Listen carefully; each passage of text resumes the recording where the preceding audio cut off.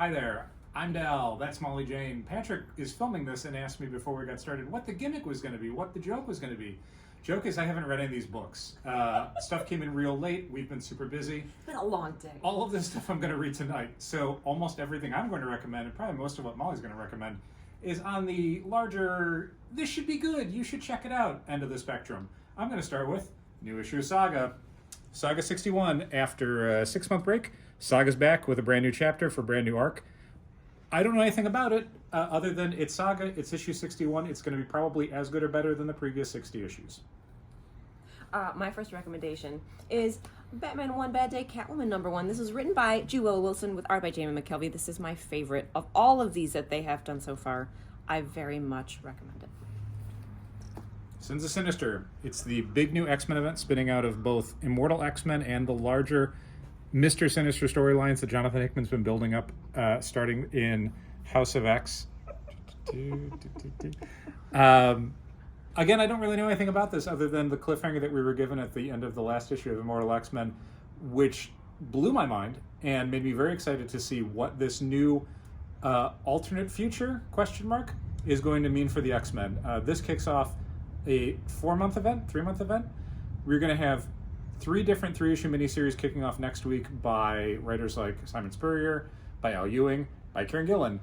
Definitely pick this up if you were reading Immortal X-Men or if you want to see some probably pretty insane alternate future storylines for the X-Men characters. You probably watched Darkwing Duck when you were a kid, if you're around my age, 40-ish. Let's get dangerous. So you probably would also be into the little nostalgia hit that is going to be Darkwing Duck #1. I'm admittedly really excited for this book. This Darkwing Duck was always one of my faves. So. For slightly younger nerds, it's worth pointing out this is the original Disney afternoon Darkwing Duck, not the version that was appearing in the DuckTales cartoon that was airing recently on Disney XD. Inferno Girl Red. This is part of the massive verse that Kyle Higgins has been doing with Radiant Black and Dead Lucky and so many other books. Radiant Pink. Radiant Pink, for sure. And this was a Kickstarter book that is now coming to non-Kickstarter fans for the first time. Worth checking out for sure if you like the American tokusatsu stuff that Kyle Higgins has been doing with Radiant Black. And I really quick wanted to point out a new Cullen Bunn horror series called Night Walkers. This one looks really cool. Again, haven't read it yet, but Cullen Bunn's horror stuff is always a good bet. And last for me, Teenage Mutant Ninja Turtles, The Last Ronin, Lost Years.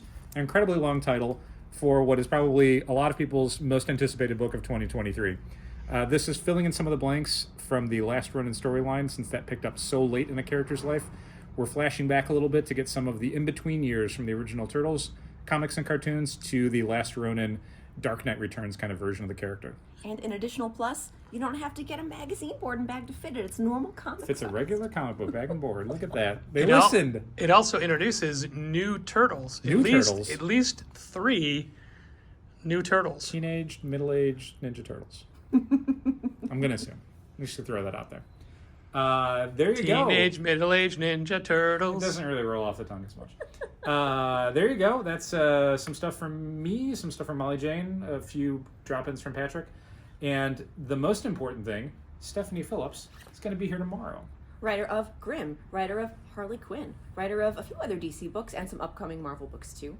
She's real great. She's going to be here from 11 a.m. until 1 p.m. signing pretty much whatever you bring, I would assume. You're on the spot. How was her singing voice? Good. Good? Yeah. That's it? Just good? There was karaoke. Yeah, it was good. She also had a really great stage presence. I'm really bad when I'm karaokeing. I don't really do a lot of dancing with the singing. She was really good.